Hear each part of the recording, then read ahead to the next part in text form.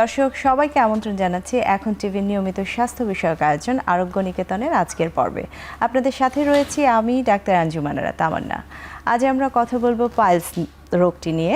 Piles রোগটি আসলে একটি ভাস্ট একটি ওয়ার্ড এবং এই শব্দটি নিয়ে বায়ুপথের যে কোনো সমস্যা হলেই সাধারণ মানুষ আসলে সেটিকে পাইলস বলে সম্বোধন করে থাকেন। সেই বিষয়টি নিয়ে আজকে আমরা বিশেষজ্ঞ চিকিৎসকের সাথে কথা বলবো।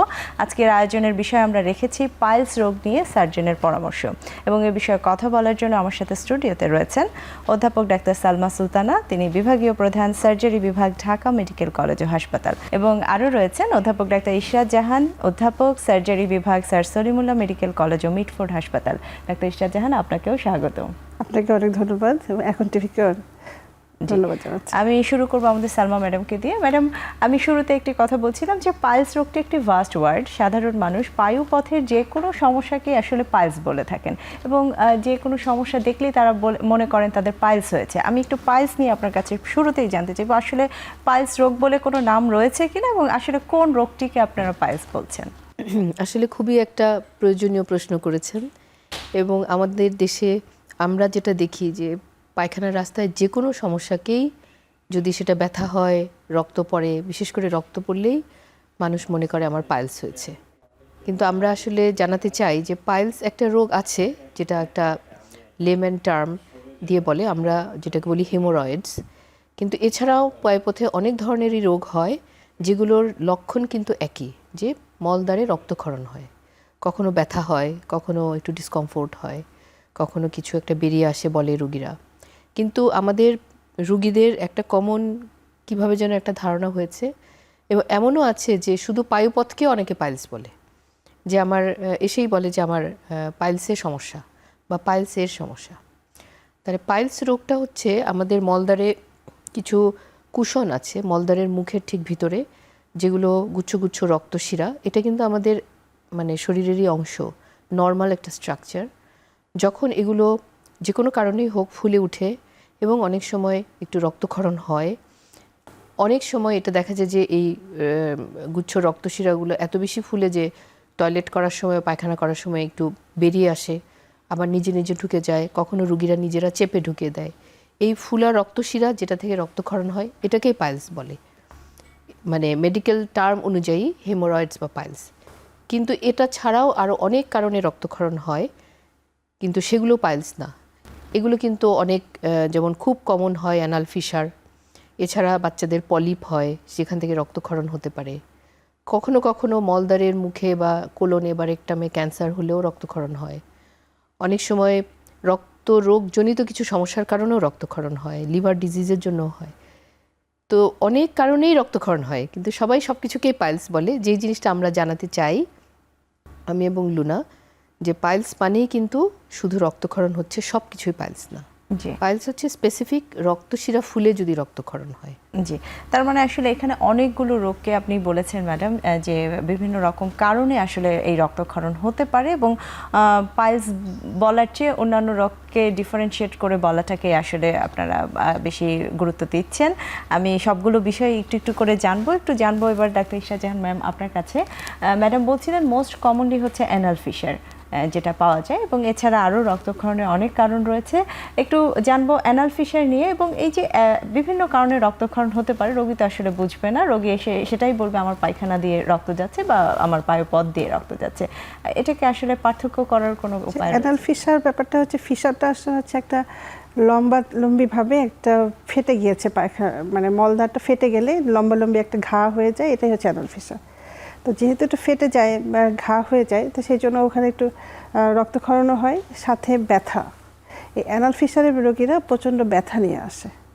তো এই ব্যথার সাথে বলে যে পায়খানার সাথে হয়তো অল্প কিছু রক্ত গিয়েছে, কখনো কখনো বলে যে ফোঁটা ফোঁটা, বা কখনো একটু বেশিও যেতে পারে, কখনো কখনো হচ্ছে যে মলের সাথে মিশেও রক্ত আসতে পারে। তো এই রক্ত আসার পেশেন্টগুলোকে আমরা বলি যে অ্যানাল ফিশার। তো অ্যানাল ফিশার পেশেন্ট যাদের হয়, মানে কোন রোগীদের এই অ্যানাল ফিশার সমস্যাগুলো হয়, দেখা যাচ্ছে যে যাদের কনস্টিপেশন বেশি। তো কনস্টিপেশন বেশি আবার কাদের হয়? যারা পানি কম খায়, আর হচ্ছে যারা ফাইবার সমৃদ্ধ খাবার কম খায়। যেমন আমরা ধরে নিচ্ছি যে শাকসবজি জাতীয় খাবার যারা কম খায়, বা মাংস টাইপের খাবার বেশি খায়, এরা হচ্ছে এই সমস্যায় ভোগে, কনস্টিপেশনে ভোগে। তো কনস্টিপেশন যাদের বেশি হয় তাদেরই অ্যানাল ফিশারটা হচ্ছে। অ্যানাল ফিশারের যে লক্ষণ সেটাতে মেইনলি হচ্ছে ব্যথা, সাথে রক্তপাত হতেও পারে, নাও হতে পারে। আর কখনো কখনো মলদ্বারের মধ্যে একটু বাইরে কিছু একটা বের হয়ে আছে, কোনো একটা চামড়া বের হয়ে আছে, এরকম এসে থাকবে, এটাই হচ্ছে অ্যানাল ফিশারের লক্ষণ। তার মানে ম্যাম আপনি বলছিলেন যে যদি কারো খাদ্যাভ্যাসের কোনো সমস্যা থাকে, ফাইবার সমৃদ্ধ খাবার না খায়, তাদের ক্ষেত্রে সম্ভাবনা আছে বেশি হবার। আর কোনো কারণ আছে কিনা আসলে এই অ্যানাল ফিশার হওয়ার? এখন এই যে দুটো সমস্যা আমি বললাম, মেইনলি হচ্ছে পানি কম খাওয়া আর ফাইবার না খাওয়া, এটা যাদের যেসব পর্যায়ে এসব সমস্যা হয় সেরকম, যেমন প্রথমেই ধরে নিই যে ছোটো বাচ্চারা, যারা স্কুল গোয়িং বাচ্চা, টিনেজার বাচ্চারা, এরা তো সাধারণত একটু চুজি হয়। তো এরা দেখা যায় যে স্কুলে গেলে এরা পানি কম খায়, যাতে ওদেরকে টয়লেটে কম যেতে হয়, কারণ ওরা বাইরে টয়লেট ইউজ করতে চায় না, বা স্কুলের টয়লেটগুলো আসলে পরিষ্কার রাখা হয় কিনা সেটা স্কুলে সবাই দেখা উচিত। তো সেই জন্য ওই বাচ্চাদের সাধারণত হয়। আর এই বাচ্চারা সাধারণত দেখা যায় শাকসবজি কম খেতে চায়, ওরা খেতে চায় একটু মাছ মাংস বা চিকেন এসব বেশি খেতে চায়, এদের এই সমস্যাটা হয়। তারপরে যেটা হচ্ছে প্রেগনেন্সিতে সাধারণত রুচি কম থাকে, বা কখনো কখনো মা বিভিন্ন অসুবিধার জন্য ওদের দেখা যাচ্ছে ওরা পানি কম খাচ্ছে, খাওয়ার সমস্যা হচ্ছে, তাদের এটা হতে পারে। আবার ল্যাকটেশনের সময় যখন বাচ্চা দুধ খাওয়াচ্ছে, ও সময় দেখা যায় যে মায়েদের বাচ্চাকে দুধ খাওয়ানোর সময় প্রচুর ফ্লুইড লস হচ্ছে, পানি কম হচ্ছে, মারা সেই পরিমাণ পানির ঘাটতিটা পূরণ করছে না, বা দুধ খাওয়ানোর সময় মাদেরকে পানি খেতে হবে সেটা খেতে পারছে না। তারপরে মারা বাচ্চা টেক কেয়ার করতে গিয়ে নিজের খাওয়া নিয়ে অতটা চিন্তা করে, নিজের খাওয়াটা যে ঠিক মতো খেতে হবে সেটা খেতে পারে না। তো এটা কারণে ল্যাকটেটিং মাদারদের বা নতুন মা যারা হচ্ছে, প্রথম মাদের, তাদের এই সমস্যাটা, কনস্টিপেশনের সমস্যাটা বেশি হচ্ছে। যেহেতু কনস্টিপেশন হচ্ছে, তো কনস্টিপেশনের পরের যে মানে ইফেক্ট হিসাবে অ্যানাল ফিশার পাওয়া যাচ্ছে। তার মানে অনেকগুলো আসলে কারণ উঠে এসেছে।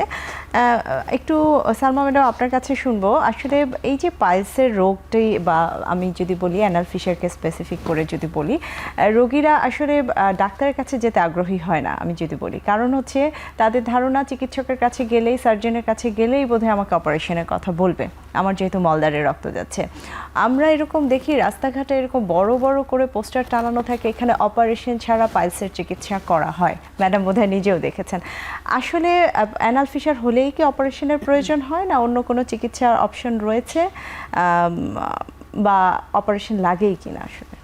আসলে যদি আমি বলি যে এনাল ফিশার বা হিমোরয়েড বা পাইলস যেটা বলছি, এগুলোর আরেকটা নাম আছে, সেটাকে বলা হয় লাইফস্টাইল ডিজিজ। মানে লাইফস্টাইল ডিজিজ মানে কি, যে আপনি যদি লাইফস্টাইলটা ব্রেক করেন তখন এটাতে আপনি সাফার করবেন, কিন্তু আপনি যদি লাইফস্টাইল মেনটেন করে চলেন তাহলে কিন্তু এই ডিজিজগুলি হয় না। যেমন প্রফেসর ইশরাত বললেন যে কনস্টিপেশন কিন্তু এটা আমাদের কন্ট্রোলে, একজন ইন্ডিভিজুয়াল, একজন মানুষ তার জীবনযাপন, খাওয়া দাওয়া এবং ডিসিপ্লিন, এগুলির উপরে কিন্তু আপনার বাউল হ্যাবিট বা পায়খানা করার যে অভ্যাস, এটা নির্ভর করে। সুতরাং অ্যাটলিস্ট 90% কেসে আসলে আমি মানে সবাইকে জানাতে চাই এগুলি কিন্তু অপারেশন ছাড়াই ভালো থাকে। এবং পাইলস বলেন বা অ্যানাল ফিশার বলেন, এই পেশেন্টগুলি যদি শুধু নিয়ম পালন করে, যে আমার লুনা বলল যে এটা কনস্টিপেশন একটা মেজর কজ, তাহলে এই জিনিসগুলো কনস্টিপেশনকে কন্ট্রোল করা কিন্তু চাইলেই পারা যায়, একটু ডিসিপ্লিন ওয়েতে চাইলেই পারা যায়। একজন মানুষ যদি শুধু পায়খানাটা নর্মাল মেনটেন করে চলেন, 90% রুগীর কিন্তু কখনো অপারেশন লাগে না, সেটা আপনি হিমোরয়েডই বলেন বা অ্যানাল ফিশারই বলেন। এবং এটা মেনটেন করে চলাটাও কিন্তু খুব জটিল না, কিছুকে খেয়াল রাখতে হয়, একটু ডিসিপ্লিন মেনটেন করতে হয়, আঁশযুক্ত খাবারগুলো খেতে হয়, প্রচুর পানি খেতে হয়। এবং আরেকটা অভ্যাস, যে টয়লেট চেপে রাখার যে অভ্যাসটা, মেয়েদের, বিশেষ করে মহিলাদের, বাচ্চা মেয়েদের এটা থাকে, এই চেপে রাখাটার যদি না রাখে, টয়লেটটা টাইমলি যদি টয়লেটটা করে ফেলে, তাহলে কিন্তু 90% কেসে অপারেশন লাগে না। এটা আসলে আমাদের দেশে তো অনেক ধরনের প্র্যাকটিস চালু আছে, আমাদের প্রফেশনাল প্র্যাকটিস আছে, পড়াশোনা করা ডাক্তাররা আছেন, আবার অনেক কোয়াক আছেন, হাতুড়ি চিকিৎসা আছেন। তো খুব জনপ্রিয় কথাগুলিই আসলে ব্যানারে লেখা থাকে যে অপারেশন ছাড়া। কিন্তু আমি এটা আশ্বস্ত করতে চাই যে সার্জনদের কাছে আসলেই সার্জনরা যে সব কিছুই অপারেশন করি আমরা, তা কিন্তু না। শুধু আমরা অ্যাডভাইস করি যে আপনি কিভাবে খাবারটা খাবেন, কোন কোন খাবার আপনি বাদ দেবেন, যে খাবারে কনস্টিপেশন হয় সেটা বাদ দিয়ে দেবেন। তারপরে কিছু ফাইবারযুক্ত খাবার প্রচুর, এটা আসলে ডায়েট চার্টই দিয়ে দেওয়া হয়। প্লাস ন্যাচারালি পায়খানা নর্মাল রাখার জন্য যেমন ইসুপগুলির ভুসি, শাকসবজি, পানি, বিভিন্ন রকম খাবার আছে, এগুলো যদি একটু খায় তাহলে কিন্তু ম্যাক্সিমাম রোগীই ভালো থাকেন এবং তাদের কিন্তু সারা জীবনে অপারেশন লাগছে না। আরেকটা সমস্যা হয়, দেখা যায় যে অ্যাডভাইস ফলো করে সবাই ভালো হয়ে গেল, তখন ভাবে যে আমি তো ভালোই হয়ে গেছি, একটুখানি ডিসিপ্লিন ব্রেক হয়ে যায়, তখন দেখা যায় যেটা আবার হয়। তো এটাই বুঝতে হবে যে যেই ডিসিপ্লিনটা বলে দেওয়া হচ্ছে, ডায়েট চার্ট অ্যান্ড এভরিথিং, এটা কিন্তু মেনটেন করে যেতে হবে, তাহলে কিন্তু অপারেশন আসলে লাগে না। জি ম্যাডাম, যেটা বলছিলেন যে 90% রোগীরই অপারেশন লাগছে না, তাহলে কাদের ক্ষেত্রে আপনারা আসলে অপারেশনটা সাজেস্ট করছেন যে এই রোগীটির অপারেশন? যেমন অনেক রুগী আসেন যা অনেক বছরের একটা প্রবলেম নিয়ে, উনি আসার আগেই অনেক বছর পার হয়েছে এবং এই যে বললো যে একটা লম্বাভাবে ফেটে যায়, অ্যানাল ফিশার হয়, এটা বারবার হতে হতে ওই জায়গাটা অনেক ফাইব্রোসিস হয় এবং আপনি জানেন যে যে কোনো ফেটে যাওয়া বা ক্ষত, এটার যে হিলিং ক্যাপাসিটি, এটাও কিন্তু একটা লিমিট আছে। তারপরে দেখা যায় যে আস্তে আস্তে সময়ের সাথে কিছু জটিলতা হতে থাকে, 2-3 মাস পরপর ফেটে যাচ্ছে, 5-6 মাস পরপর ফেটে যাচ্ছে, আবার শুকাচ্ছে, তখন ওই যে বাইরে কিছু চামড়া ঝুলছে, ফাইব্রোসিস হচ্ছে এবং এই ক্ষতটা শুকিয়ে যাওয়ার ক্ষমতা কমে যাচ্ছে। প্লাস আমাদের মলদ্বারের মুখে যে মাংসপেশি দিয়ে আমরা মলদ্বারকে সংকোচন প্রসারণ করি, আমরা বলছি স্ফিংটার, এই স্ফিংটারটা আস্তে আস্তে স্প্যাজমে চলে যায়, তখন দেখা যায় পায়খানা নর্মাল হলেও ক্ষতটা শুকাচ্ছে না এবং নর্মাল পায়খানার সাথেই পারসিস্টেন্ট পেইন থাকছে, ব্লিডিং থাকছে। এইসব ক্ষেত্রে যখন ট্রিটমেন্ট ফেলিওর হয়, যে লাইফস্টাইল সব কিছু মেনটেন করার পরেও ওনার সিমটম ফ্রি হচ্ছেন না, সেই সব ক্ষেত্রে আমাদের অবশ্যই অপারেশন করতে হয়। না করলে কিন্তু এটা থেকে অনেক ধরনের জটিলতা হয়, তবে অবশ্যই ক্যান্সার না। এটাও একটা কনসেপ্ট আছে সবার, যে আমার পায়খানা রাস্তায় রক্ত পড়ছে, পাইলস হয়েছে বা ফিশার হয়েছে, আমার মনে হয় লং টাইমে ক্যান্সার হয়ে যাবে, কিন্তু সেই কারণে না, কিন্তু সিমটম ফ্রি করার জন্য অপারেশন করতে হয়, খুবই ছোট একটা অপারেশন। জি, এই বিষয়টা একদম পরিষ্কার বোঝা গেল ম্যাডামের আলোচনা থেকে। একটু চলে যাব ডাক্তার ইশরাত জাহান ম্যাম আপনার কাছে।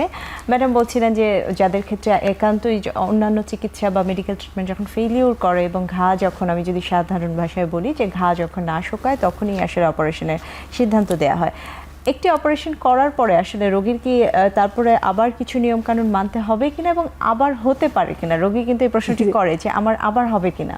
খুবই একটা ভালো প্রশ্ন এবং সব রোগীরা এসে এই কথাটাই জিজ্ঞেস করে, এসে অপারেশনের কথা বলার পরেই বলবে যে এটা তো করলে তো আবার হয়।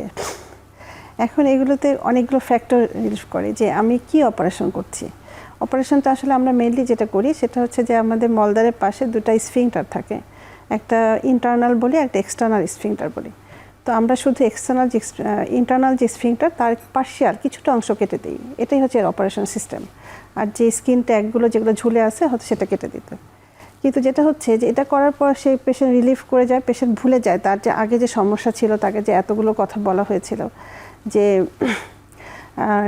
মানে আপনার লাইফস্টাইল মডিফিকেশানের যে ব্যাপারটা, যাতে কনস্টিপেশন তার না হয়, এই কথাগুলো সে ভুলে যায়। তো ভুলে যাওয়ার জন্য ঘটনাটা আবার 5-6 বছর পর এরকম রিপিটেড কনস্টিপেশন হতে হতে ঘটনাটা আবার ঘটতে থাকে। এটা হলে আরেকবার হতে পারে। আরেকটা হচ্ছে যে অপারেশনটা করার কিছু টেকনিক্যাল ব্যাপার আছে। এখন এই টেকনিক্যাল ব্যাপারটা যে সবাই মেনটেন করতে পারবে কি না সেটা সার্জনের উপর ডিপেন্ড করে।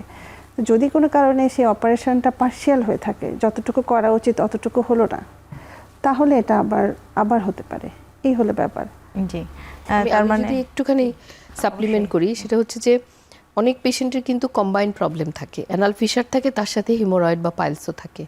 দেখা গেলো যে ফার্স্ট ডিগ্রি পাইলস, ফিশারের অপারেশন করে দিলে যখন স্ফিংটার রিলিজ হয়ে যায়, এটা ভালো হয়ে যায়, সেক্ষেত্রে কিন্তু হিমোরয়েডের জন্য মেডিকেল ট্রিটমেন্টই যথেষ্ট। কিন্তু ওই যে প্রফেসর ইশরাত বললেন, রুগী ভুলে যায়, হয়তো ওর কনস্টিপেশন আবার হতে শুরু করলো, নিয়ম ভঙ্গ করলো, তখন ফিশার হয়তো হলো না, কিন্তু ওর যে হিমোরয়েডটা নতুন করেও ডেভেলপ করতে পারে, আবার দেখা যাচ্ছে যে আরেকটা প্রবলেম ডেভেলপ করেছে, যে পাইলস হয়ে গেল, তারও কিন্তু সিমটম রক্ত পড়ছে।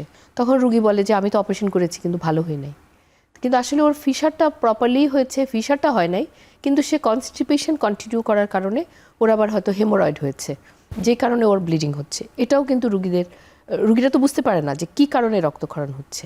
জি, তার মানে এই কোষ্ঠকাঠিন্যের কথাটা বারবার উঠে আসছে এবং আমি এই বিষয়টি নিয়ে আরো বিস্তারিত জানবো। ম্যাম, আমাদের বিরতির সময় হয়ে গেছে, আমি আবার দুজনের কাছে আবার ফিরছি বিরতির পরে।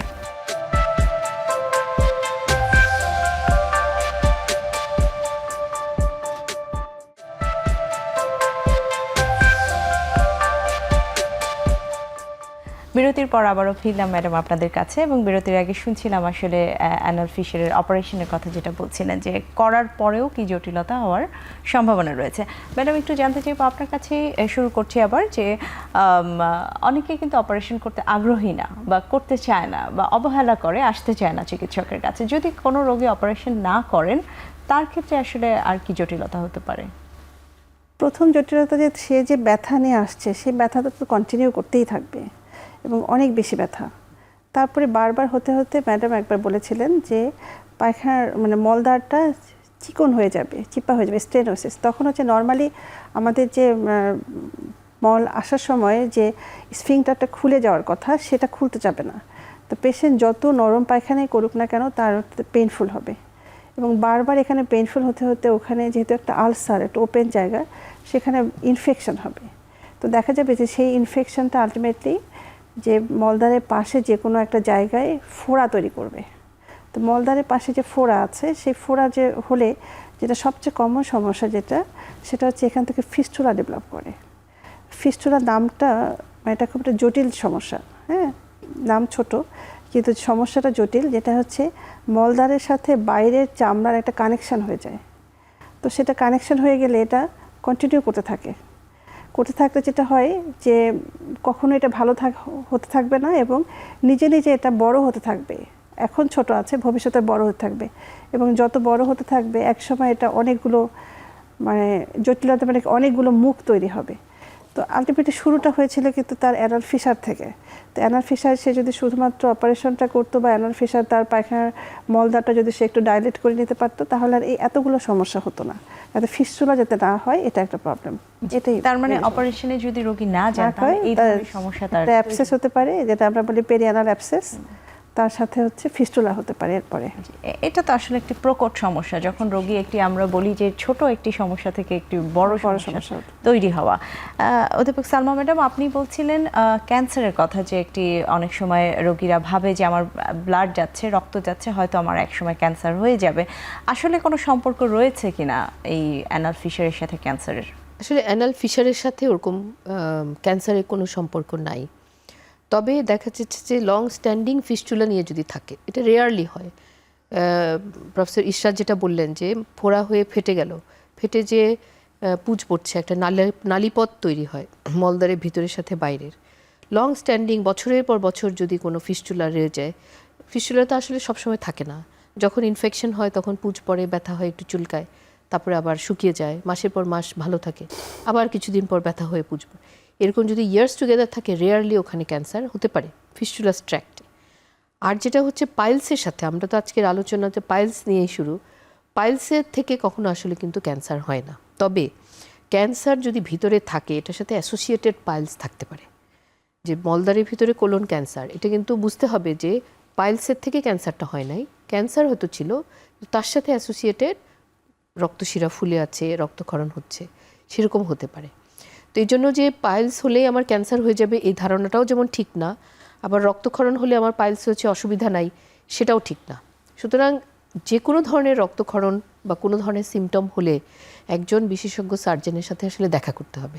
দেখা করে পরীক্ষা নিরীক্ষার মাধ্যমে সঠিক রোগটা ডায়াগনোসিস হতে হবে, যে কী কারণে রক্তক্ষরণটা হচ্ছে, তারপরে সেই হিসেবে চিকিৎসাটা নিতে হবে। জি, তার মানে ডায়াগনোসিসটা খুব ইম্পর্টেন্ট, রোগী চিকিৎসকের কাছে আসাটা খুবই গুরুত্বপূর্ণ, যে আমার এই সমস্যা হচ্ছে। রোগীরা যেটা করে বেশিরভাগ ক্ষেত্রেই ম্যাডাম যেটা বলছিলেন, যে লেখাপড়া জানা ডাক্তার, আবার কিছু হাতুড়ে ডাক্তার, এদের থেকে চিকিৎসা নিয়ে তারপরে হয়তো আরও জটিলতা তৈরি করে আসে একজন চিকিৎসকের কাছে, সার্জনের কাছে। ইশরাত ম্যাডাম, আপনার কাছে একটু জানবো, একটা তো অ্যানাল ফিশারের কথা বলা হয়েছে, আরেকটা টার্ম ম্যাডাম বলছিলেন হেমোরয়েডের কথা। আসলে হেমোরয়েড জিনিসটা কি? হেমোরয়েডটা ম্যাডাম প্রথমে বলেছিলেন যে হেমোরয়েড হচ্ছে যে আমাদের মলদ্বারের ভিতরে কিছু অ্যানাল কুশন আছে, কুশন যেটা হচ্ছে মানে সেভ করার জন্য একটা নরম জায়গা থাকে, তার ভিতরে কতগুলো রক্তনালী থাকে, যে রক্তনালীগুলো বেশি কনস্টিপেশন হতে হতে যেটা হয়, ওই যে রক্তনালীগুলো বাইরে বের হয়ে আসে, চেপে চেপে বাইরে বের হয়ে আসে। তো নর্মালি কখনো কখনো দেখা যায় ব্লিডিং নাই, কিন্তু বাইরে বের হয়ে আসছে কিছু কিছু, এটা একটা হেমোরয়েড। আবার কত কত বাইরে চাপে বাইরে বের হয়ে আসার সময় একবার চাপে দেখা যাবে ব্লিড করতে পারে। তো তাহলে হেমোরয়েডের রোগী দুইভাবে আমাদের কাছে প্রেজেন্ট করতে পারে। একটা হচ্ছে মলদ্বারের বাইরে কিছু বের হয়ে আসতেছে, একটা হতে পারে, দুইটা হতে পারে, তিনটা হতে পারে, অনেক সময় পুরো মলদ্বার জুড়েও হতে পারে। আরেকটা হতে পারে যে সাথে শুধুমাত্র সে ব্লিড করতেছে, রক্তপাত নিয়ে আসতেছে, শুধু এটা নিয়ে আসতে পারে। এটা হচ্ছে হেমোরয়েড। তার মানে সেটাকে বলছে আসলে হ্যাঁ, এটা যে সবসময় পেইনফুল, মানে বেশিরভাগ ক্ষেত্রে পেইনফুল হবে না। যদি এটা কখনো ইনফেক্টেড হয়ে যায় বা এর রক্তনালীটা কখনো আটকে যায়, তখন এটা পেইনফুল হবে, কিন্তু সাধারণত হেমোরয়েড পেইনফুল হয় না। অ্যানাল ফিশার যেমন অল টাইমস পেইনফুল, আর এটা পেইনফুল না, শুধু ব্লিডিং। শুধু ব্লিডিং। এবং এখানকার ব্লিডিংটা, পার্থক্যটা করা, অ্যানাল ফিশারের ব্লিডিংটা খুব কম হতে হয়, আর এখানকার ব্লিডিংটা অনেক বেশি হতে পারে। এমনও হতে পারে যে এত বেশি ব্লিডিং হচ্ছে যে তাকে আমাদের ব্লাড ট্রান্সফিউশনও দিতে হতে পারে, এরকমও হতে পারে। জি। তাহলে এই ধরনের হেমোরয়েড রোগীদেরকে কি আপনাদের অপারেশনের প্রয়োজন হয় কিনা?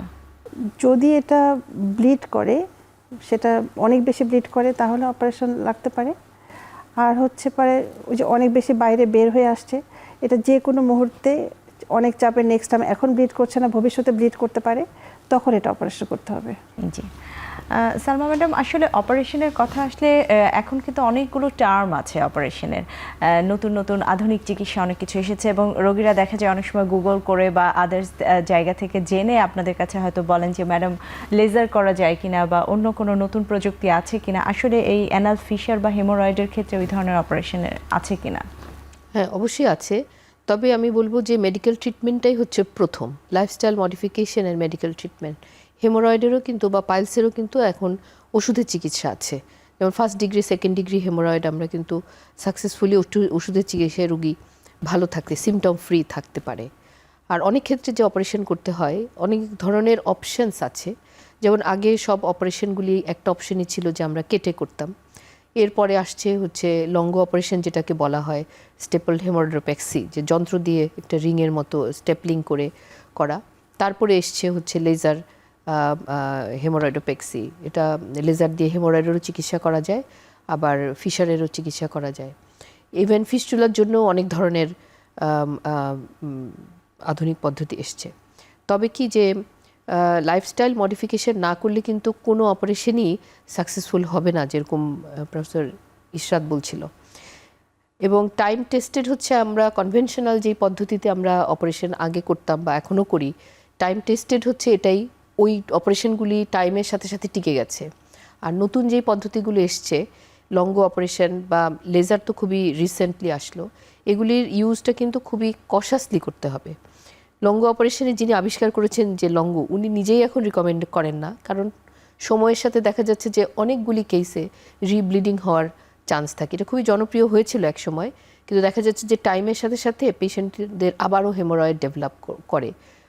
আর লেজারের ক্ষেত্রে লেজারও খুবই ভালো একটা অপশন, অনেক সেন্টারে লেজার করা হয়, কিন্তু লেজারের ক্ষেত্রে ইউজটা খুব কশাসলি করতে হয়, কারণ এটা কমপ্লিকেশন। অপারেশনের সময় যদি খুব কশাসলি লেজার ইউজ করা না হয়, সেটার জটিলতাটা অনেক বেশি হয়। তো লেজারের এটা হচ্ছে মানে কেস সিলেকশন, কোন কেসে করা হবে, তারপরে কশাস ইউজ অফ লেজার, সেগুলি করে করে পেইন ফ্রি। এটা এই অপারেশনগুলি জনপ্রিয়তা এই জন্যেই যে পেইন ফ্রি। অপারেশনের পরে সবার একটা ভয় থাকে যে অনেক ব্যথা হবে, পায়খানা করতে পারবো কি না। এই জিনিসগুলি আসলে লঙ্গ অপারেশন বা লেজারে এটা কম আছে বা পেইন ফ্রি থাকে। কিন্তু প্রপার ট্রেনিং ছাড়া, যেটা আমরা দেখি অনেক সময়, প্রপার ট্রেনিং ছাড়া এই অপারেশনগুলি করলে অনেক ধরনের জটিলতা নিয়ে রুগীরাও আসছে আর কি।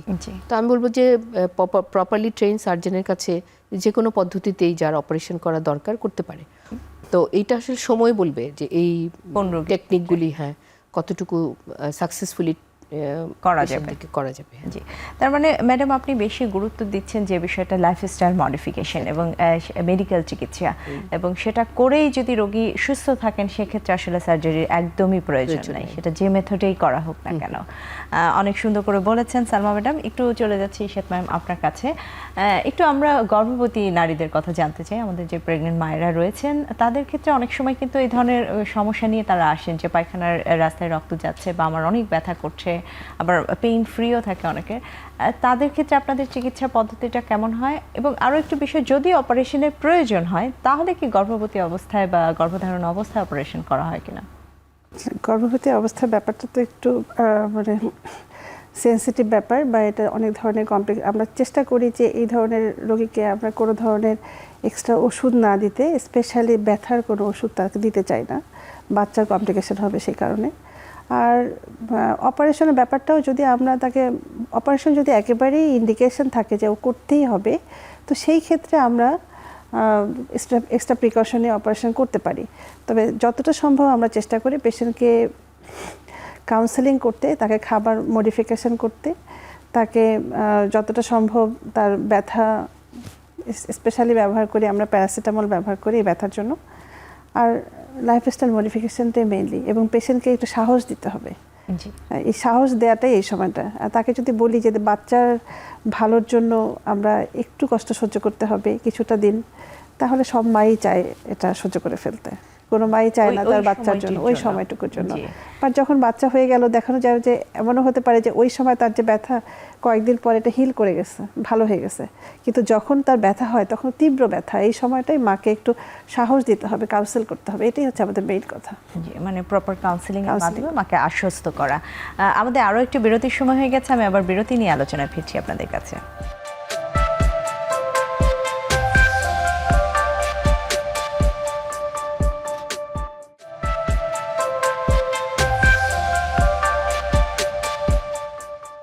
বিরতির পর আবারও ফিরলাম ম্যাডাম আপনাদের সাথে। আমি শুনছিলাম আসলে অ্যানাল ফিশার, হেমোরয়েড এবং গর্ভবতী মায়েদের চিকিৎসা সম্পর্কে।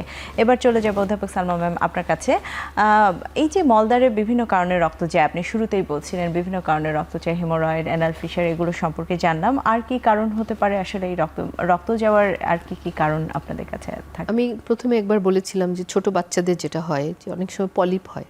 পলিপ হচ্ছে আঙ্গুলের মতো কিছু কিছু প্রজেকশন, যেগুলো থেকে আঙ্গুলের মতো প্রজেকশন, সামনে একটা ললিপপের মতো একটা ছোট্ট গোল জিনিস থাকে। তো এইগুলি থেকে অনেক সময় ব্লিডিং হয়, পলিপ থেকে। যে কোনো বয়সে হতে পারে, কিন্তু জুভেনাইল পলিপ বা ছোটো বাচ্চাদের এটা কমনলি হয়। তাহলে বাচ্চাদের বা অ্যাডোলেসেন্ট এইজে যদি ব্লিডিং নিয়ে আসে তাহলে কিন্তু এটাও আমাদের মাথায় রাখতে হবে, সেটাও পেইনলেস, ব্যথাবিহীন। এবং অনেক সময় বলে যে আমার পায়খানা রাস্তা দিয়ে গোল একটা কিছু বেরিয়ে আসে যেটা থেকে ব্লিড করে, এটা একটা কারণ। আর এছাড়া যেটা বলছিলাম যে আপনার মলদ্বারে, কোলনে যদি ক্যান্সার হয়, লেফট কোলনে অথবা রেকটামে অথবা অ্যানাস, মলদ্বারের মুখের কাছে যদি ক্যান্সার হয়, সেক্ষেত্রেও কিন্তু রক্তক্ষরণ হয়। তবে এটা একটু ডিফারেন্সিয়েট করা যায়। ফিশার বা পাইলসে যেমন একদম ফ্রেশ লাল রক্ত পড়ে, দেখা যায় যে যদি রেকটামে বা কোলনে ক্যান্সার থাকে, এটা একটু মিউকাস মিক্সড থাকে। মিউকাস মানে সাদা পিচ্ছিল কিছু জিনিস সাথে মিক্স থাকে। এর সাথে দেখা যায় যে অনেক রুগীর একটা বাউল হ্যাবিটটা অল্টারেশন হয়, যে অনেকের খুব কনস্টিপেশন হয় অথবা লুজ মোশন থাকে, এবং আর্লি মর্নিংয়ে পাতলা পায়খানার মতো হয়। তারপরে অনেক সময় দেখা যায় যে পায়খানা করার পরে মনে হয় যে পায়খানা পুরোপুরি হয় নাই, কিছু কিছু পায়খানা রয়ে গেছে, মানে ইনকমপ্লিট ইভাকুয়েশন, রুগীর মনে হয় যে আবারও পায়খানা হবে, এই ধরনের কিছু সিমটমস থাকে। তো এগুলা ক্যান্সারের যে ব্লিডিংগুলা, এগুলো পরীক্ষা করেও দেখে বোঝা যায় যে উপর থেকে আসছে, মলদ্বারের মুখ থেকে আসছে না। এছাড়া দেখা যায় যে অনেকে লিভার ডিজিজ থাকে। লিভার ডিজিজ, যে ক্রনিক সিএলডি যদি থাকে, তাদের কিন্তু বিভিন্ন জায়গা থেকে ব্লিডিং হয়। যেমন আমাদের উপরে খাদ্যনালীর ওখান থেকে ব্লিডিং হতে পারে, মলদ্বারের ওখান থেকেও ভ্যারিসেস তৈরি হয়, রক্তশিরাগুলি ফুলে থাকে এবং এই রক্তশিরা ফেটে ব্লিডিং হতে পারে। এছাড়া অনেক ধরনের রক্ত রোগ থাকে মানুষের, রক্ত রোগের কারণেও ব্লিডিং হয়। আবার আমাদের কোলনের মধ্যে অনেক সময় রক্ত শিরার কিছু ম্যালফরমেশন থাকে, জন্মগত কিছু ত্রুটি থাকে। দেখা যায় যে হঠাৎ করে রক্তশিরাগুলি থেকে ব্লিডিং হলো, আবার বন্ধ হয়ে গেল। এগুলি আসলে ক্যান্সার না, কিন্তু এগুলি সাধারণ বিনাইন কন্ডিশন, কিন্তু রোগী পায়খানা রাস্তায় রক্তক্ষরণ বা ফ্রেশ ব্লিডিং নিয়ে প্রেজেন্ট করতে পারে। জি ম্যাডাম, এই কথা রেশ ধরে আসলে একটি প্রশ্ন না জানলেই নয়। অনেক রোগী এসে বলেন আমার একবার দুবার রক্ত গিয়েছে, আর দেখিনি আমি, অথবা হঠাৎ হঠাৎ একটু যায়। আসলে রোগীরা কখন যাবে চিকিৎসকের কাছে? কারণ সে তো আর বুঝতে পারছে না যে এটা তার কিসের জন্য হচ্ছে এই মলদ্বারের রক্তক্ষরণটা। আসলে মলদ্বারে রক্ত যাওয়াটাই তো নর্মাল না। তাহলে কারো যদি একবারও রক্ত যায়, যে সে দেখেছে যে রক্ত গিয়েছে, তাহলে তখনই কনসাল্ট করা উচিত, তখনই বা তারপরেই ওই রক্ত কেন গেল এই জিনিসটা ইভ্যালুয়েশন হওয়ার দরকার আছে। সুতরাং সিঙ্গেল এপিসোড রক্তক্ষরণ হলেও আমি মনে করি একজন সার্জনের সাথে দেখা করা উচিত। জি, তার মানে কোনো রোগী যদি একবারও দেখেন কোনো রোগী, তাদের ক্ষেত্রে আসলে দরকার। ইশাত ম্যাডাম, আসলে বারবার কিন্তু কোষ্ঠকাঠিন্যের কথা উঠে আসছে শুরু থেকে, এবং মূলত এই একটি কারণকেই হাইলাইট করা হচ্ছে যে এটার জন্যই সমস্যাগুলো বিশেষ করে অ্যানাল ফিশার বা হেমোরয়েডের তৈরি হচ্ছে। সেক্ষেত্রে একটু জানতে চাও, আমাদের দেশের মানুষ কিন্তু শাকসবজি খায়, ফাইবার জাতীয় খাবার খায়, তারপরেও কেন এত প্রকোপ আকার ধারণ করছে বিশেষ করে এখনকার দিনে? আচ্ছা, শাকসবজি খাচ্ছে কিন্তু হয়তো পানি খাচ্ছে না। আবার যদি আমরা মনে করি যে আমাদের শহরের বাইরে, আমাদের মফস্বলে বা গ্রামে যারা কাজ করে, তারা যত পরিমাণ মানে হার্ডওয়ার্কিং করে, তারা পানি যতটুকু খাওয়া দরকার অতটুকু খাওয়া হচ্ছে না। আবার একটা হচ্ছে পারে যে অনেকে পায়খানা সময় মতো পায়খানা যায় না। হ্যাঁ, যে সময়টা পায়খানার যে নর্মালি যে আমাদের একটা মানে গড় আল্লাহ প্রদত্ত যে সিস্টেম আছে, যে পায়খানার একটা সিগন্যাল আসবে, সেই সিগন্যাল হওয়ার পরে চাপ আসবে, তখনই পায়খানা হবে। কিন্তু এই চাপটা যদি আমরা তখন যদি সে পায়খানা না যায়, ওই চাপটা চলে যায়। চলে গেলে যেটা হয়, সারাদিনে তার আর পায়খানার চাপ আসবে না। পরের দিন আবার ঠিক ওই সময় পায়খানার চাপ আসবে, কিন্তু এতক্ষণ যে পায়খানাটা যে রয়ে গেল মলদ্বারে, সেটা তখন শক্ত হয়ে যায়। এই শক্ত পায়খানাটা বের হওয়া আর নর্মাল কনসিস্টেন্সি যে পায়খানা বের হওয়া, দুইটার চাপ ডিফারেন্ট। তো ওটা বের করতে তখন সবাই যেটা করে যে শক্ত পায়খানা বের করার জন্য একটু চাপ দিয়ে পায়খানা করতে যায়।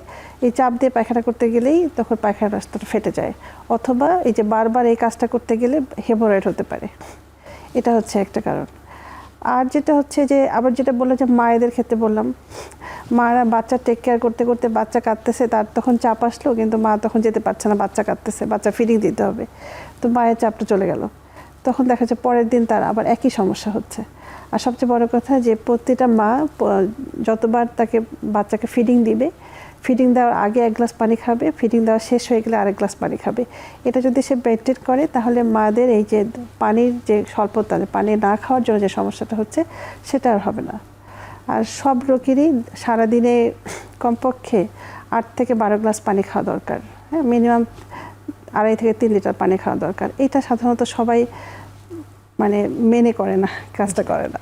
তার মানে আসলে এটা একটা ব্যালেন্স ডায়েট যেটা আর এখনকার যুগে যেটা সমস্যা হচ্ছে, সেটা হচ্ছে যে সবাই ফাস্ট ফুড খেতে, বাচ্চাদের মধ্যে বা ইয়াং জেনারেশন, বা যারা ইয়াং জেনারেশন না হোক, যারা কাজ করে বাইরে কর্মজীবী মেয়েরাই বেশি যেটা হচ্ছে, তারা হয়তো রান্না বান্নার প্রপার সময় পাচ্ছে না। আচ্ছা ঠিক আছে, একটু বাইরে থেকে খেয়ে নেই, শর্টকাট খেতে গিয়ে এই সমস্যাটা বেশি হচ্ছে। ম্যাডাম, ডায়েটের কথা যেহেতু চলেই আসলো, একটু জানতে চাও, যদি কারো অ্যানাল ফিশার ধরা পড়ে বা ডাক্তার ডায়াগনোসিস করেন, সেক্ষেত্রে খাওয়ায় কোনো নিষেধাজ্ঞা আছে কিনা? অনেকেই কিন্তু জানতে চান আমার রক্ত যাচ্ছে, আমি সব কিছু খেতে পারবো কিনা।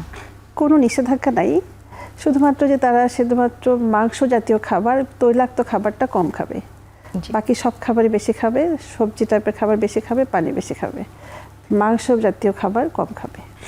তার মানে আসলে খাওয়ার তেমন কোনো নিষেধ নেই, শুধুমাত্র যে খাবারগুলো আসলে কোষ্ঠকাঠিন্য করতে পারে সেগুলোকে অ্যাভয়েড করে চলাই ভালো। এখানে কিন্তু আমি একটুখানি যদি অ্যাড করি, এখানে কিন্তু আরেকটা এজ গ্রুপ আছে, যেটা হচ্ছে আমাদের এল্ডারলি মানুষের। কিন্তু দেখবেন যে যাদের 50 শুদ্ধ বয়স হয়ে গেছে, আমাদের পরিবারের সবারই মানুষ, আমাদের গুরুজনরা আছেন, বয়স হতে হতে কিন্তু মানুষের খাওয়ার রুচি কমে যায়, এবং বয়স্ক মানুষ দেখবেন সবজি খেতে পছন্দ করে না।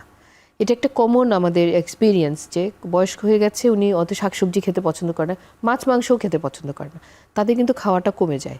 এবং বয়স হতে হতে কিন্তু এমনিতেই আমাদের পানি শূন্যতা হয়, ডিহাইড্রেশন হতে থাকে, ভিতরে আমাদের পানি কমে যায়, যে ড্রাইনেস হয় এইজিং প্রসেসের জন্য।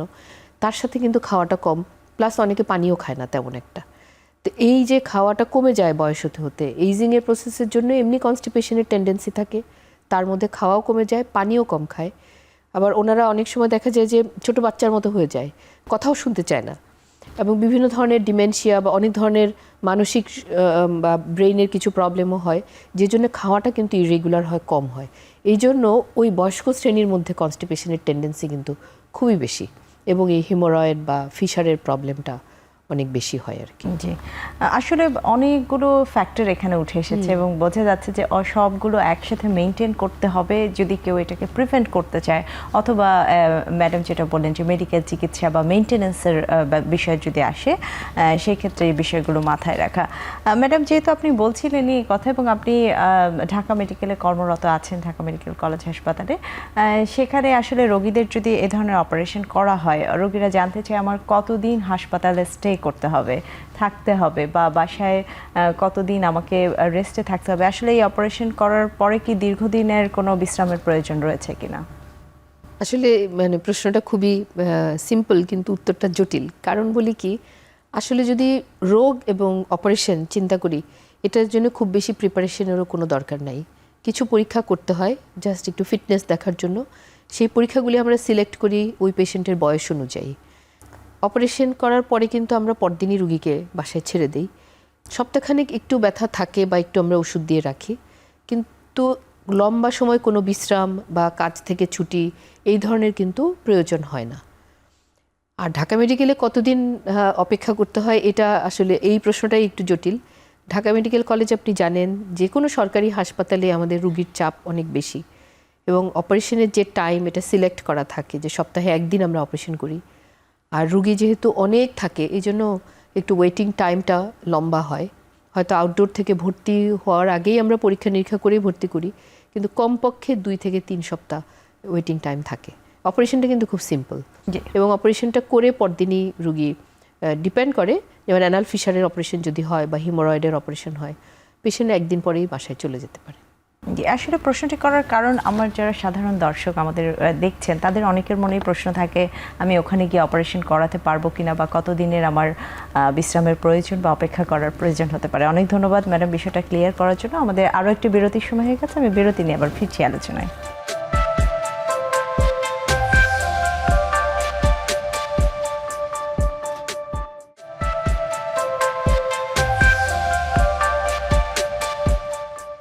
বিরতি থেকে আবার ফিরলাম ম্যাডাম আপনাদের কাছে। আমি এবার চলে যাচ্ছি অধ্যাপক ইশরাত ম্যাম আপনার কাছে। আমি শুরুতে কিন্তু বলছিলাম যে পাইলসের চিকিৎসা নিয়ে অনেক রকম পোস্টার আমরা রাস্তাঘাটে দেখে থাকি যে এখানে অশ্ব রোগ বা পাইলসের রোগের চিকিৎসা করা হয়। সেক্ষেত্রে ওই সব জায়গায় যদি কোনো রোগী চিকিৎসা নেন এবং চিকিৎসা নিয়ে হয়তো অনেক রোগী আমরা জানি প্রতারিত হন বা চিকিৎসাটা সম্পূর্ণ হয় না, বিভিন্ন কমপ্লিকেশন তৈরি হয়, সেক্ষেত্রে আপনাদের কাছে আসলে রোগীরা কী ধরনের জটিলতা নিয়ে সাধারণত আসেন? আচ্ছা, আমি একটা জিনিস বলেছিলাম যে ম্যাডাম বলেছিলেন, সেটা হচ্ছে যে অ্যানাল ফিশারে যেটা হয় সেটা হচ্ছে ভিতরে ফেটে যায় আর বাইরে একটা স্কিন ট্যাগ ঝুলে থাকে। এখন রোগীদের কাছে ভিতরে যেটা সমস্যা সেটা প্রবলেম না, তারা মনে করে এই যে ঝুলে আছে এটাই হচ্ছে আবার ডিজিজ। আবার যদি হেমোরয়েডের ক্ষেত্রেও চিন্তা করি, সেটা হচ্ছে ভিতর থেকে কিছু একটা বের হয়ে আসতেছে, গোল গোল জিনিস বের হয়ে আসতেছে। এখন এই যেসব বাইরে যেসব পোস্টার দিয়ে যারা এরকম বিভিন্ন চিকিৎসালয় খুলে আছে, এদের কাছে রোগীরা যখন যায় তখন ওরা চেষ্টা করে ওই জিনিসটাকে কোনো একটা কিছু দিয়ে ডিস্ট্রয় করে দিতে। সেটা সামহাউ বিভিন্ন কেমিক্যাল, হার্বাল, সামটাইমস ওরা কোনো কিছু দিয়ে কেটেও দেয়। তো কেটে দিচ্ছে, সেটা কি করছে, শুধুমাত্র স্কিনটা একটা কেটে দিচ্ছে, কিন্তু ভিতরে তার মেইন যে প্যাথোলজি, মেইন যে সমস্যা, তার স্টেনোসিস হয়ে আছে, সেটার তো কিছু করছে না। আর সবচেয়ে মারাত্মক যেটা, সেটা হচ্ছে ওরা চেষ্টা করে কিছু কেমিক্যাল সাবস্টেন্স দিয়ে ওই জিনিসটাকে পুড়ায় দেয়া, এবং সেটা হয়তো একটা দুজন লোক হয়তো একটু অল্প পুড়েছে, ভালো হয়েছে, সেই হয়তো বলে গিয়ে আরেকজনকে নিয়ে এসেছে, কিন্তু ওটা তো একজন অনভিজ্ঞ লোকরা ওইখানে অ্যাসিড দিয়েছে, মনে করেন অ্যাসিড টাইপের জিনিসে দেওয়া হয়। দেওয়ার পরে আমাদের কাছে যেসব সমস্যা নিয়ে আসে, দেখা যায় যে পুরো মলদ্বারের চারপাশে পুরোটাই পুড়ে গিয়েছে, ঘা হয়েছে, আলসার হয়েছে, এমনও হতে পারে যে মলদ্বারের কোনো অস্তিত্বই নাই। ঠিক এরকম সমস্যা নিয়েও আমাদের কাছে আসতে পারে। তো এরকম আসলে সেসব রোগী মানে জটিলতার সিভিয়ারিটি অনুযায়ী আমাদের চিকিৎসা দিতে হয়। এবং সবচেয়ে বড় সমস্যা যে অনেক রোগী একদম পার্মানেন্ট স্টেনোসিস নিয়ে আসে, একদম মলদার চিকন হয়ে গেছে, বন্ধ হয়ে গেছে। তো এইসব রোগী চিকিৎসা করতে অনেক দিন সময়ও লাগে, রোগীদের অনেক সাফারিংসও থাকে। তো এটাই আমাদের কাছে ভালো যে মানে বলতে চাচ্ছি যে চেষ্টা করতে হবে ডাক্তারের কাছে যেতে, এবং তারপরে সেটা বিশেষজ্ঞ সার্জনের কাছে গেলে ভালো, এবং অথবা যিনি একজন অভিজ্ঞ, যে বিশেষজ্ঞ চিকিৎসকের যে হতে হবে তা না, যে কোনো চিকিৎসক তিনি যদি এই বিষয়ে অভিজ্ঞ হন, তার কাছে গেলেও হবে। সেটাই আমি সঠিক পরামর্শটা নিতে হবে। পারবেন যে আপনার এই মুহূর্তে কি করণীয়। এই ম্যাডামের কাছেও একটু শুনতে চাই, আসলে এই যে এই ধরনের রোগীরা, আপনার যেহেতু আমি একবার ঢাকা মেডিকেলের কথা বলেছি, বিভিন্ন জটিল রোগীগুলোই ওখানে যায় আমরা জানি, তাদের ক্ষেত্রে আসলে চিকিৎসাটা কতটা জটিল হয়ে যায় আপনাদের জন্য? আসলে দেখেন, যে অপারেশনের কথা বলছিল প্রফেসর ইশরাত, যে অ্যানাল ফিশারের যদি অপারেশন লাগেও বা হিমোরয়েডের অপারেশন লাগেও, ছোট একটা যে স্ফিংটারের পার্শিয়ালি একটুখানি কেটে দিই, এত ছোট একটা অপারেশন যেটা রুগী নিজেও বুঝে না যে কোথায় অপারেশনটা হলো। খুবই ছোট্ট এবং খুবই সিম্পল একটা অপারেশন। আমরা যত ধরনের সার্জারিতে অপারেশন করি তার মধ্যে সিম্পলেস্ট অপারেশন হচ্ছে অ্যানাল ফিশার অপারেশন। কিন্তু এই রুগীটাই যখন এই অর্শ চিকিৎসালয়ে যে অ্যাসিড দিয়ে পায়খানা রাস্তাটা বার্ন করে বা ওখানে ক্ষত হয়ে স্লাফিং হয়ে ইনফেক্টেড একটা নিয়ে আসে, তখন কিন্তু এই চিকিৎসাটা, অথবা ক্ষতটা আস্তে আস্তে আস্তে আস্তে শুকিয়ে মলদারটা একদম বন্ধ হয়ে গেল, বা চিকন একটা এক আঙ্গুলো যায় না, এরকম স্টেনোজড অবস্থায় আসলো, ওই সাধারণ অপারেশনের রুগীটাই কিন্তু এখন আপনি চিন্তা করেন অনেক সময় এই ক্ষত এত বেশি থাকে, এটাকে হিল করানোর জন্য ওই দিক দিয়ে পায়খানা করা যাবে না, কারণ পায়খানা লাগলে ক্ষত শুকাবে না। পেটের উপর কিন্তু আমাদের টেম্পোরারি একটা পায়খানার রাস্তা বানাতে হয়, কলোস্টমি বা আইলোস্টমি একটা করতে হয়। দ্বিতীয় হচ্ছে, যারা হিলড অবস্থায় পায়খানা রাস্তাটা বন্ধ হয়ে আসে তাদের বিভিন্ন ধরনের অ্যানোপ্লাস্টি করতে হয়, মানে পায়খানার রাস্তার অনেক ধরনের অপারেশন করে, জটিল একটু অপারেশন করে জিনিসটাকে, পায়খানা রাস্তাটাকে আবার আগের মতো করার চেষ্টা করা হয়। কিন্তু যত ধরনের অ্যানোপ্লাস্টি বা যাই করা হোক, ভিতরের ড্যামেজ যত বেশি হয়, এটা কিন্তু অনেক সময় দেখা যায় যে পায়খানা রাস্তাটা ওইভাবে আর ফাংশনিং হয় না। পায়খানা রাস্তার স্টেনোসিস বা ফাইব্রোসিস, যে শক্ত হয়ে থাকা, স্ফিংটারটা ঠিকমতো কাজ না করা, এই ধরনের কিছু কমপ্লিকেশন পার্মানেন্টলি রয়েই যায়। সুতরাং আমি আসলে আপনার মাধ্যমে বা এখন টিভির মাধ্যমে আমাদের জনগণ বা সাধারণ মানুষকে বলবো যে মলদ্বারে রক্তক্ষরণ হলে সার্জনের কাছে আসতে কোনো ভয় নাই, যে সার্জনের কাছে আসলেই যে অপারেশন সার্জারি করতে হবে বিষয়টা কিন্তু তা না। অনেক অনেক ধরনের সমস্যা আমরা শুধুমাত্র ওষুধ, মেডিকেল ট্রিটমেন্ট, শুধু পরামর্শ দিয়েও রুগী ভালো থাকে। পরামর্শটা নিয়ে যান, আর যেই রোগটা ছোট্ট একটা সিম্পল একটা অপারেশন করে ভালো হওয়া যায়, সেটাকে জটিল করে আসবেন না। জটিল করে আসলে কিন্তু আপনাদেরও যেমন সমস্যা, সেরকম আমাদের সার্জন হিসেবে আমাদেরও কিন্তু সমস্যা, যে একটা অ্যানাটমি নষ্ট হয়ে যাওয়ার পরে এটাকে ঠিক করাটা কিন্তু আসলে সবসময় হয়ে ওঠে না। সেটা কখনো একদম অরিজিনাল অ্যানাটমিতে ফিরবেও না। সবচেয়ে যেটা বড় সমস্যা হয় সেটা হচ্ছে অ্যানাল ইনকন্টিনেন্স ডেভেলপ করে, যে সে পায়খানা ধরে রাখতে পারছে না। এটা একটা অনেক বড় সমস্যা হতে পারে। জি, এটা আসলে মানে একদম ক্লিয়ার একটি মেসেজ ম্যাডাম আপনারা দিয়েছেন আসলে সাধারণ মানুষকে, যে একটি পরামর্শ হলেও আপনি একজন চিকিৎসকের কাছ থেকে নিয়ে যান, তাও আপনি কোনো হাতুড়ে চিকিৎসক বা যারা আসলে এই সম্পর্কে যাদের ধারণাই নেই তাদের কাছে গিয়ে রোগটিকে আর জটিল করবেন না। এবং ম্যাডাম যেটা বলছেন যে জটিলতর হয়ে গেলে তার চিকিৎসাটাও আসলে জটিল হয়ে যায় এবং রোগীর সাফারিংসটা অনেক বেশি। জি, আমরা আয়োজনের একদমই শেষে চলে এসেছি, অনেকটাই শেষে, একদমই শেষে। ছোট্ট করে যদি ম্যাডাম কিছু বলতে চান দর্শকদের উদ্দেশ্যে। যেটা যে এই পুরো আলোচনার মেইন ব্যাপার যেটা, সেটা হচ্ছে লাইফস্টাইল মডিফিকেশন, আর হচ্ছে সঠিক সময়ে ডাক্তারের কাছে যাওয়া। জি, এটাই আমি বলতে চাচ্ছি যে সবাই আমাদের যাতে এই দুটো জিনিস মনে রাখি, তাহলে আমার ধারণা যে এই অ্যানাল ফিশার বলি আর হেমোরয়েড বলি বা অন্য কোনো সমস্যা, এটা জানতে আর হবে না। জি, অবশ্যই। ম্যাডাম, সালমা ম্যাডাম, আপনি যদি বলেন সবার উদ্দেশ্যে খুবই ছোট করে। হ্যাঁ, আসলে একই কথা, যে লাইফস্টাইল মডিফিকেশন এবং খাওয়াটা খেয়াল করতে হবে, টাইমলি ডিসিপ্লিন মেনটেন করতে হবে, টয়লেট টাইমলি করতে হবে, আর যে কোনো ধরনের সমস্যা হলে পরামর্শ নিতে হবে। জি, কেউ তো জোর করে কাউকে অপারেশন করতে পারবে না, তাই না? ডিসিশন রুগীই নেবেন, রুগী সিদ্ধান্ত নেবেন উনি কি করবেন, কিন্তু পরামর্শটা নিতে হবে সঠিক জায়গা থেকে। জি, অসংখ্য ধন্যবাদ জানাচ্ছি অধ্যাপক ডাক্তার সালমা সুলতানা এবং অধ্যাপক ডাক্তার ইশা জাহান ম্যাম, আপনাদের দুজনকে আমাদের আয়োজনে আজকে সময় দেওয়ার জন্য। আপনাদেরকে অনেক ধন্যবাদ, এখন টিভিকে অনেক ধন্যবাদ। দর্শক, আরোগ্য নিকেতনের আজকের আয়োজনের একদমই শেষে চলে এসেছি। আজকে আমরা জানলাম পাইলস নিয়ে, বা পায়ুপথ বা মলদ্বারের যে বিভিন্ন সমস্যা, বিশেষ করে রক্ত যাওয়া। বিশেষজ্ঞ চিকিৎসকরা বললেন অ্যানাল ফিশার বা হেমোরয়েড, এই ধরনের রোগগুলো নিয়ে কোনো ভ্রান্ত ধারণা বা ভ্রান্ত চিকিৎসায় যেন সাধারণ মানুষ না যায়, সেই বিষয়টি নিয়ে তারা সচেতনতা তৈরি করার কথা বলছেন সবার উদ্দেশ্যে। আশা করি সবাই অনেক উপকৃত হয়েছেন। সবার সুস্থতা কামনায় আজকের আয়োজন থেকে এখানে বিদায় নিচ্ছি।